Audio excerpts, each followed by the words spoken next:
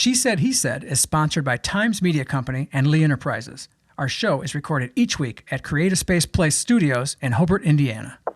You're listening to She Said, He Said with Karen and Jerry Davidge, a potpourri of everything that has to do with relationships and the baggage that comes with it, because there's a lot to unpack. Today we welcome James and Tara O'Connor. They run a martial arts studio and are social media influencers. Thank you for joining us on She Said, He Said. Now, one of the things that with power couples, you have 6 kids, correct? 6, yes. 6 kids. And they range in ages from 4 to 18, correct? Correct. And so tonight, to join us for our podcast, you had to get a sitter and you had to plan this out weeks in advance. We love that aspect. We did. You probably thought, we have to schedule something and it's too bad, but we love that because it shows your life. Yeah. You've got to plan ahead. You got to get a sitter for the 2 little ones, I'm assuming. Right. Is that right? Yep. Mm-hmm. You had to make this happen by doing that. Yeah, most people don't understand that. That's like, hey, you want to do this Friday? I'm like, you need this Friday. I have 2 days to right, exactly. or whatever that is. It's so yeah, it was. And I hate answering back the way I answered is I felt like I left you hanging. And no. But I'm glad that's why you guys understood. We went to the right person to make this happen. Yeah, she makes it happen. So anyway, we want you to explain to us, if you would, a bit. How do you guys juggle that? Mm-hmm. I mean, how do you juggle it on a daily basis? Plus, we just learned you homeschool. Yeah. Plus, you have the 2 little ones, older kids, and you juggle all of that. Then you also have a relationship, right? I mean, you're also married, and you're in love, and you have romance, and then you're doing social media stuff, and you have the martial arts. And how do couples pull that off? We take shifts. Mm-hmm. We take shifts. It starts about 5 in the morning, and then I go do my stuff, and then he does his stuff, and we just kind of take turns. Mm-hmm. Except for when we have to do something together, which is rare. So this is but enjoyable. This is rare. Oh yeah, really? Yeah. At least a little rare. Yeah, rare. We're pretty lucky. We did an escape room like 2 weeks ago. Yeah. And that was unusual for us, a little date night. So we're trying hard to, of course, balance kids, our relationship, mm-hmm. and but I think we're making it work pretty well. Yeah. It's going well. How long have you 2 been together? 9 years. 9 years. Okay. And so have you always made it a point to have a date night, or was it somewhere where you're kind of caught in the tornado of responsibilities and kids and jobs and careers, or you're like, hey, who are you? Hey, you're pretty. You want to go out? That's right. Yeah. Let's have a date, So when we got together, we were working together. Mm-hmm. So that was where we spent the majority of our time, and we're both homebodies. We don't do a lot of going out. So it was fine. We never really needed to. But then after we had kids, it was like, we need to schedule something because it gets a little suffocating, Mm-hmm. Sometimes just, everybody else is having dinner or going to the winery, and we're like, hi, have a good time. We're in bed at 7:30. But, I mean, I think that's what we both enjoy, though. Yeah, I think something we didn't necessarily say out loud and agree on, but that we do a really good job is like putting our own priorities first to make everything work, which luckily it's both like our health and fitness. So she works out first thing in the morning, she gets it done, that's how she primes her day. Mm-hmm. Then I get my turn right after. And I think those things, I don't know how other couples do it, but those are so important to us that makes everything run smoother. So if we have those, like we can put up with each other a little bit easier, or the kids, or whatever it is. If you have that time, you're saying. Yeah, the workout time, so to speak. And that's our priorities. Maybe it's something different for somebody else. Well, it's obviously your priorities. Because I can't imagine being with somebody that didn't understand my priority like that. And I think that is a huge component of why we work.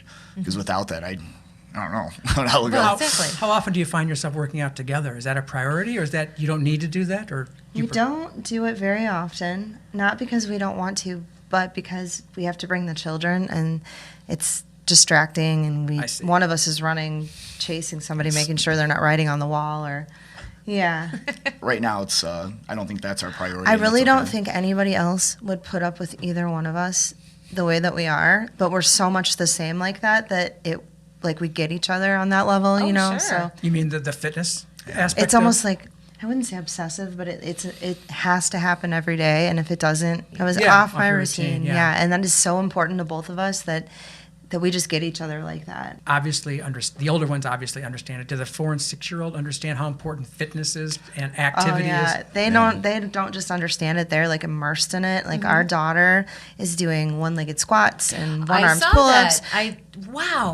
saw that on Facebook. That was amazing. Like I wanted to try it myself, but who am I kidding? I've never done that. I'm not going to do that. Let's do now. that video later. That'd be fun for both TikTok of us to idea. try. Yes, right. Yes, sure. So it's important to the kids as well. They pick up on this. Obviously. Yeah, and you know what's really something I didn't anticipate is that watching us struggle to learn a new skill or work hard at that is, I just think it's so healthy for them to see it and grow up in it, and they're learning from such a young age that it's, being healthy is everything. Yeah, so I love that for them. Kudos to you guys for living the example and having it generational too. Right.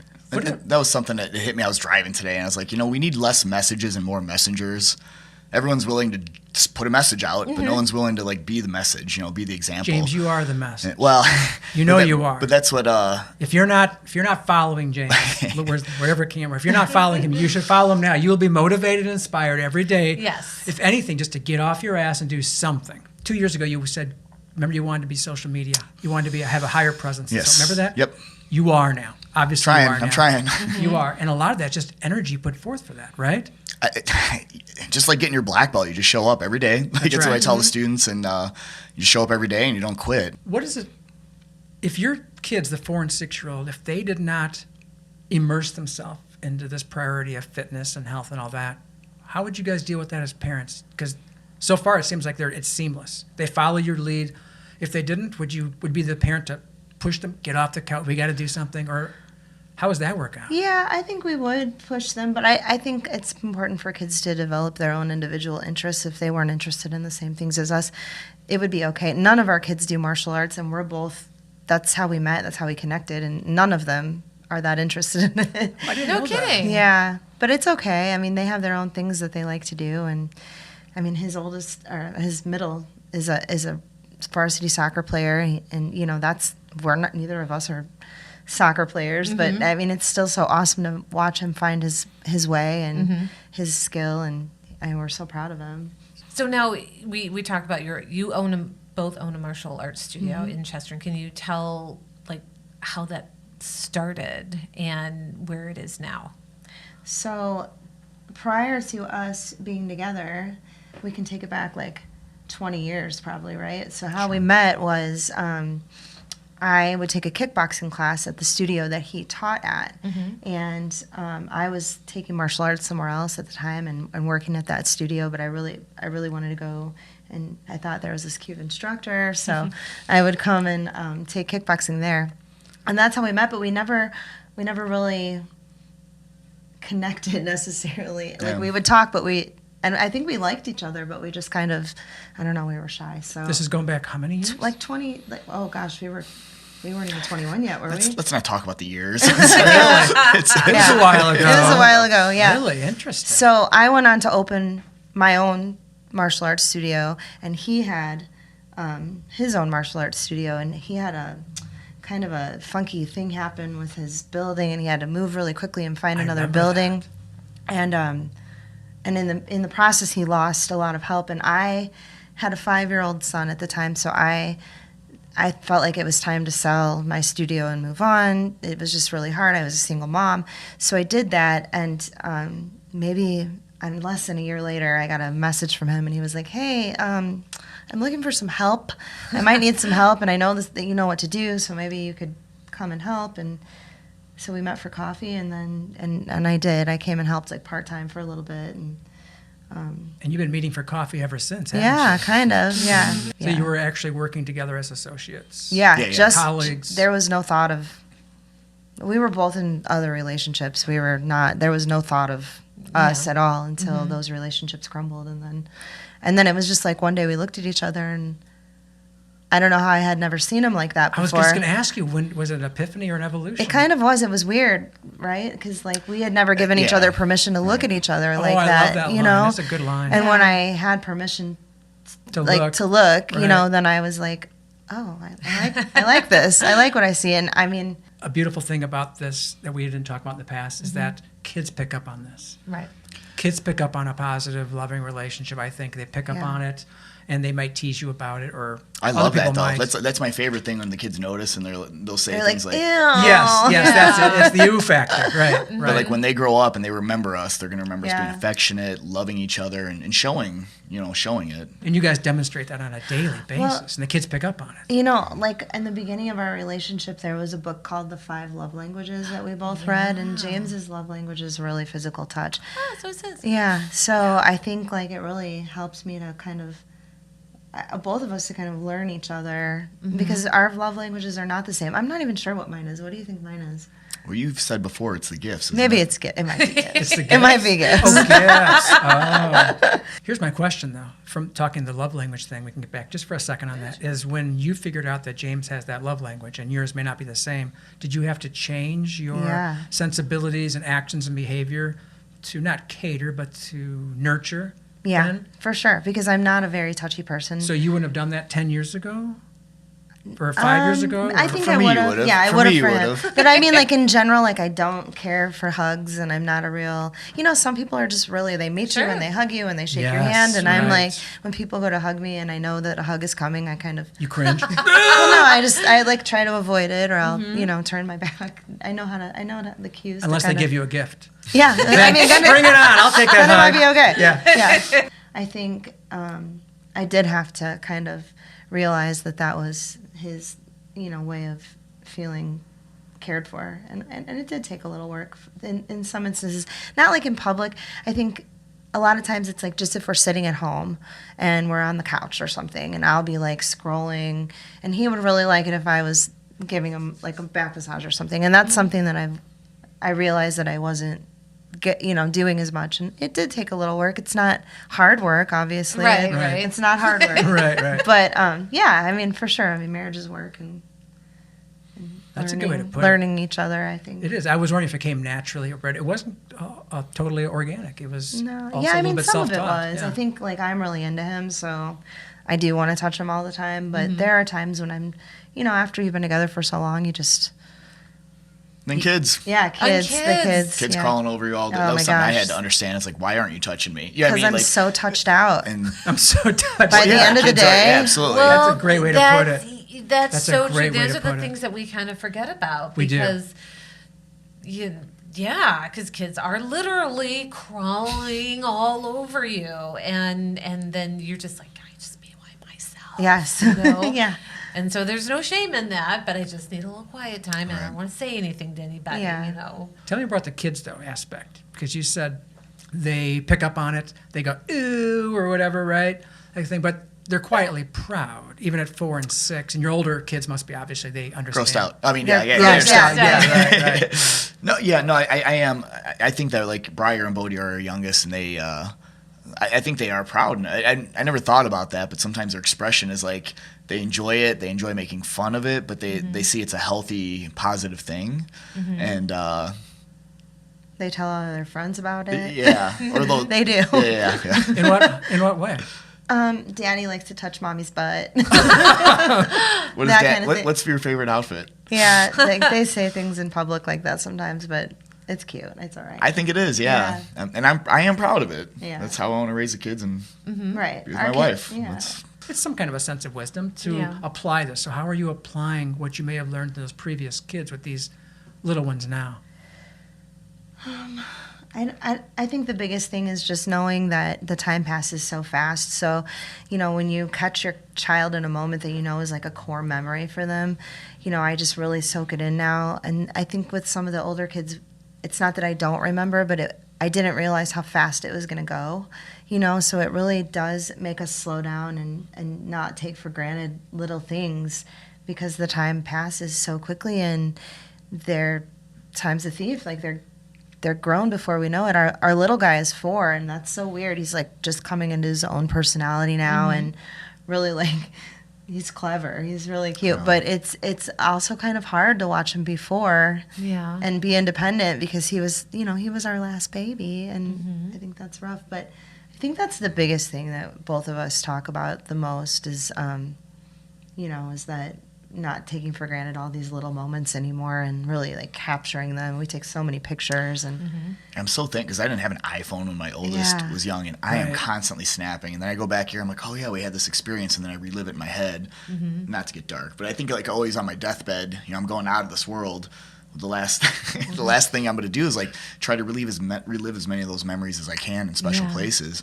And just technology is such a God, I'm so grateful for it, though. It's like a time machine. Yeah, yeah. So I try to treasure every moment, but also just be cognizant I'm going to forget it. So selfies all the time. I'm just, and then I started we see it. Trying to write, too. Like, the more I write about it, I know I'll post it, it'll pop up in my Facebook memories, and everything's just, I'm like archiving everything. Yeah. The problem I have, James, is to capture the moment while living the moment. Yeah. That's my challenge and my dilemma, because Karen knows as I document things. I like social historian or a writer, storyteller, whatever you want to phrase it. I capture everything. Like I'm stopping our live and I'll record things and I'll write things down. Yeah. And I feel I'm not living the moment, and that's a problem for me. Karen's good at enjoying the moments when they're happening. Because I know that you're going to capture it anyway. Maybe. So I'm wondering if you guys have that dilemma at all, especially you, James, because you're always filming. No, I don't. I don't feel that way at all. You're because like capturing you're and experiencing it, and I don't know how you could not. I don't know. To me, that sounds like you're caught up in your thoughts. I hope you're right. Hard to believe that. I feel like I'm missing something. So one thing about James that is unique maybe is that he's like constantly thinking about how short our life will be. Like he obsesses about it almost. Not not You did say dark. Yeah. That's what you're So, alluding to. Even in like the very first time I took a martial arts class from him, it never occurred to me. Like I never think about death. I try not to. It doesn't. Now I do because he's in my ear all the time about it. But Good going, sometimes James. I'm like, you just have to stop because I can't stop now. But the first class I ever took from him, he was talking to like 5 and 6 year olds about leaving a legacy, when they're gone. And I had never even considered that for myself as an adult, and like he's teaching these little kids, and I thought, wow, I really wish somebody taught me that when I was so much younger, and I've never forgotten it. I've really, it's stuck with me, and I think it's something that's so important for him that his children remember him, and that when he's gone from this earth, that he leaves something behind for them. And I mean, I'm really proud of him because he is doing that, especially with all the social media and, all the other stuff he does. But I think that's one thing that he focuses on a lot is like what kind of legacy he's going to leave and making sure he makes a mark. And even in those little moments, making sure that the kids remember certain things about those moments. I think that's really important to him, and it's one of my favorite things about him. Like in our car, we're not allowed to take off. I can't drive out of the driveway until what? Until he's an 80s kid. So before we leave the driveway, he says Autobots, and the kids have to say, roll out. He will not leave the driveway. But it's like something they're so ingrained that they're like, to me, they're never, even my older ones, like my 18 or 17-year-old, I look at him, I'm like, we're not leaving until you say this. Like, he's like, roll out. But it's those little things I feel like I can just implant throughout the day that hopefully just stick with them forever. They would probably do it for their own kids. I hope Remember so. when Grandpa used to say, roll out, That'd be the Autobots, coolest thing in the world, wouldn't it? When your kid has a kid and that kid says, roll out, and they leave their driveway. Yeah, I hope so. Here's my question for you. If you didn't have kids, would you feel the same way? Or are kids little mirrors for you, little mirrors that look back at you and they compound your feelings, or not? Boy, I think they make me hyper aware of, with how fast they get big, it makes me hyper aware of time and my own existence, I suppose, right? And how fleeting it is, like you said. So, yeah, without kids, boy, that's a great question. I mean, I've taught kids, like I'm now teaching the kids I taught when they were little now have kids and bring them to me, which is weird. It's a weird thing, right? But How that old are you, also, James? 42. Why did I take a second? 42, I'm sure. And so that also, I'm just around kids all the time. And I'm across the street from a funeral home. You know what I mean? I remember that. So that's something that it's in my life is I've got youth and then I've got death when I look across the street, Interesting. So maybe that's me hyper, again, focusing on something that's not really there. In your own thoughts, but it's, like me. Yeah. So I think even without my own kids, I would dare to say, I would have these same feelings. And I don't believe in nurture forming personality. I'm adopted, and I grew up in this household with people that were very different than me, not even a little bit like me. And they tried to force me into this mold to be like them, and it never worked. And then I met my biological family, and I was like, oh, I get it now. Like, we are cut from the same mold. Like, this is who I am.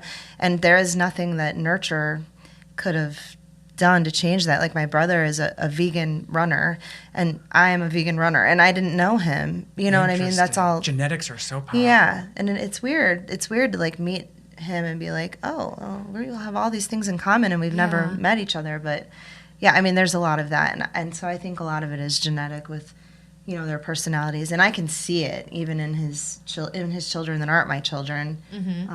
Pieces of him in them so much, you know. But I definitely think no matter where they would have been raised, they would be like that. It's just in their soul.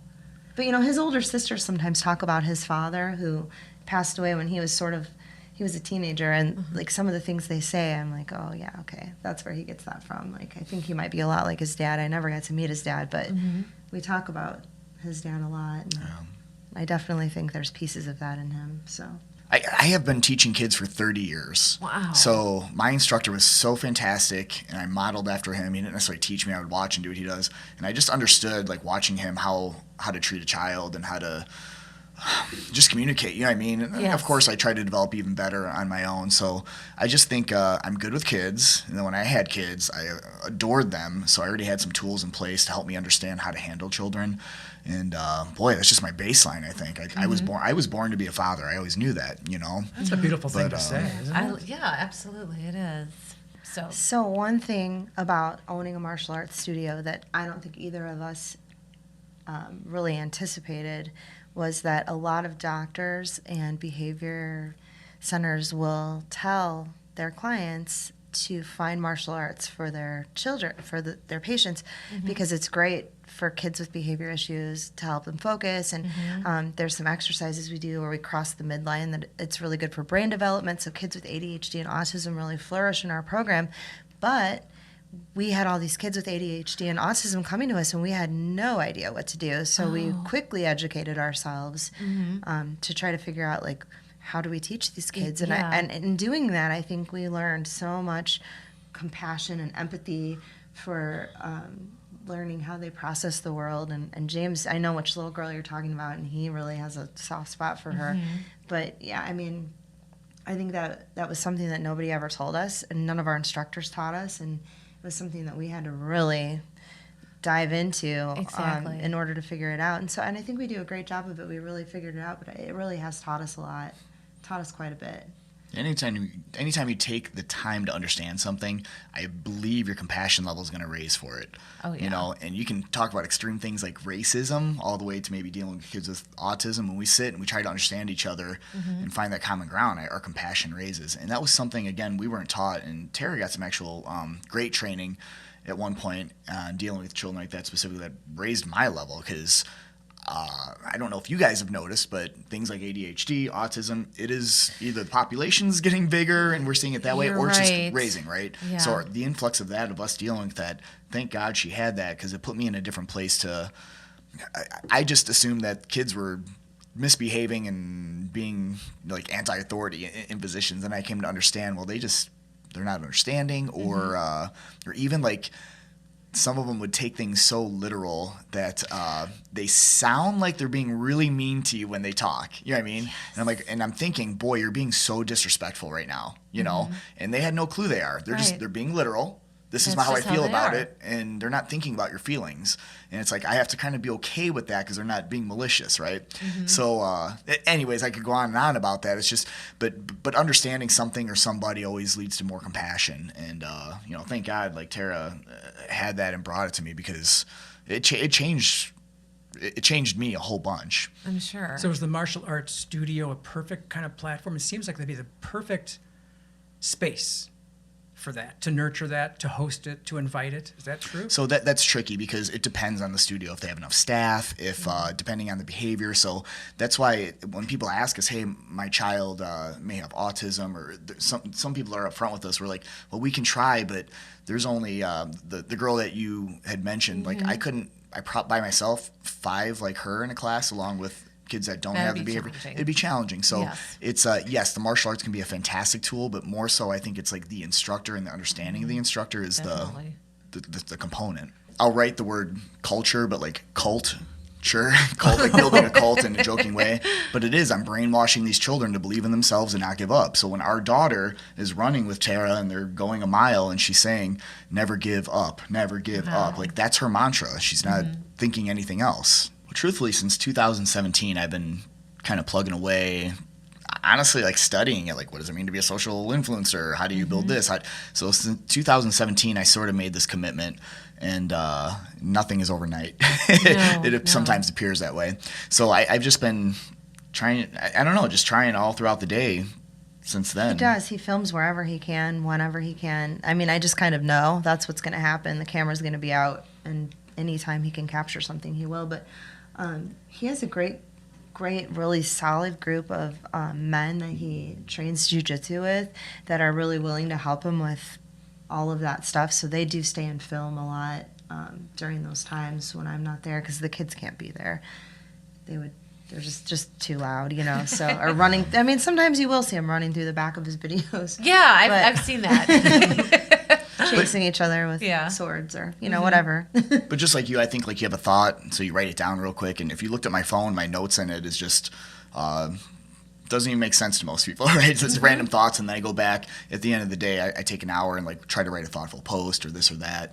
So all throughout the day, I'll be working out and I'm like, oh, That's a it. good thought, and I just go to my phone real quick, and then just later on put time into it. So and it's just you only think about it just like you. And have you found the rewards with that since then? Because I know the Yeah. responses you get, and you put out questions, which I love, because it's always smart to ask questions. Yes. Sometimes my headlines ask questions, and I used to always get flack from editors like, we don't ask questions, we give answers as journalists. And I go, no, I ask a lot of questions. Yeah. Yeah, So you do that all the time. Right. And they could be the simplest of questions. it's But remarkable. people love Yeah. answering Okay. and engaging with these questions. People love themselves. They love talking about themselves. Yeah. They love sharing themselves with you. And if you can trigger that in the right way, Yeah. they will do it. And they'll do it nonstop in the comment section with each other in some thoughtful and not so thoughtful ways. So true. So, but I Tara, please pipe in, because you're shaking your head. I have to hear it. You two have something in common. I love stirring the pot. because you both have a very thick skin. I look at your comment section sometimes and I'm like, how is he not responding to this stuff? And then I look in his and he's like, Tara, say nothing. Don't even type it. And I'm like, hold on a second. I got to just tell this person. And he's like, stop it right now. It's never a good look when your wife is defending you online. I'm but like, I get look at me, and then so- she's That's like, right. leave my husband Leave him alone. alone. Because people are just ruthless in his comment section. They'll say like the terrible things. You won't find me on his social media very often because I do not have a thick skin. And if I am on his social media and I got any of the comments that he had, I would die inside. I don't know how you guys do it. Like you said, just mean people are everywhere. He has hundreds and thousands of followers. So I think in the midst of that, you're going to get, Sure. That's true. you know. But it's such a great like intellectual exercise for me to like have that come in, look at the comment, and then think of something thoughtful to put back without having to use a swear word or insult them. You know what I Yeah. mean? I'm like, Yeah. this is That's to me an art that's what it's form, all. James. Well, that's what I constantly work on, and I'm doing my best. But I guess that's why I'm thick-skinned, if you want to say that. It's just it's all something to make me stronger. So that's like, people say social media is so bad, the keyboard warriors. Yes, it's out there. However, if you can just fire it back in an intelligent way like that, hey, if we were having coffee, would you still call me that name and tell me why you think that? And a lot of times it just kind of dissuades, what's going on. It does. It diffuses things. What's the most important thing you think you could pass along to a child? You've learned now, because you have 6 kids, older and younger. You have the 4 and 6-year-old now. What aspect of parenting that you think is the most important that you can pass along to children that you've learned through all these years, and especially for you being 30 years dealing with kids? Because they're like little sponges and they miss nothing. You're right. So what do you Want want to to go first? Go ahead. I think for me, Yeah. it's going to be to make sure that they are always inclusive and kind to other people, and especially like in the world we live in right now. I just feel like, being kind to everyone, no matter race, gender, sexual preference, like to be always inclusive no matter what, I think would be my number one thing that I want my children be is to be kind to everyone, no matter who they are. I think that would be my number one. How about you? Self-esteem, self-worth, Yeah. however you want to label that. That too. I don't think you can overpraise your kids. I'm not saying give them a trophy for everything, so there's a fine line. Yes. But man, I want them to feel good about every time they always catch them doing something right. My daughter congratulated me on eating a chip one day. She did. A couple of years ago. The post just came up in my memories, but I wrote a whole post on it because she was so sincere. It made me feel good about eating the chip. You know what I mean? Yeah. And I was like, I had a moment like, God, I just need to praise so much more because their self-worth is everything. No, we just wanted to thank you again can't help it. for spending time with us. And time is just such a precious commodity, especially for you to take time out and scheduling and kids. And with wow, kids. thank you. Thank you very It's our much. pleasure. And now for a lovely waste of time. So we were sitting around one day watching football or something with my dad and my good friend Don Taylor. Don Taylor. Don's a dude, by the and way. my brother Joe. And Don and I were bored because we were like teenagers or in our 20s. And Don made the line of, this is about as exciting as watching grass grow. Now, while we're doing this, all my dad heard was the word grass. And Joe, of course, smoked a lot of grass back in the day. So my dad goes, grass? Who the hell's got grass? You know, and he starts just, boom, and there's that Davidge temper that strikes You out. see all these cards and chips flying It up did. in We the were air. playing cards. Everything stopped on a dime because Joe Davidge heard the word grass. He assumed that Don and Joe were smoking grass, which they were doing, but not at that moment. Not at that moment they weren't. Okay. Next thing you know, my dad and brother are in this volatile argument, yelling and screaming. Typical. There goes the occasion. And then what happened to you and Don? We just slipped out. Oh, there you what go. are we going to do? I'm not going to mess with my dad and brother. No. No. And Don didn't know what to say. And he goes, what did I say? You said the You word said grass. But it's just grass growing. It doesn't matter. Yeah, but Grass, now pot, that's just legendary. marijuana, doesn't matter. Marijuana. My dad heard any term for it at all. It Yeah, set him off it either way. set him off. And off we went. Well, That's Joe Davidge story for you. you've been listening to She Said, He Said with Karen and Jerry Davidge, sponsored by Times Media Company and Lee Enterprises, and recorded at Creative Space in downtown Hobart. Find us at nwi.com and where you find all your podcasts. If you enjoy our show, we hope you return with your own viewpoints about couples, relationships, and the subtle or not so subtle differences between spouses, mates, partners, and potential partners. We welcome your opinions, your experiences, and especially your love lessons.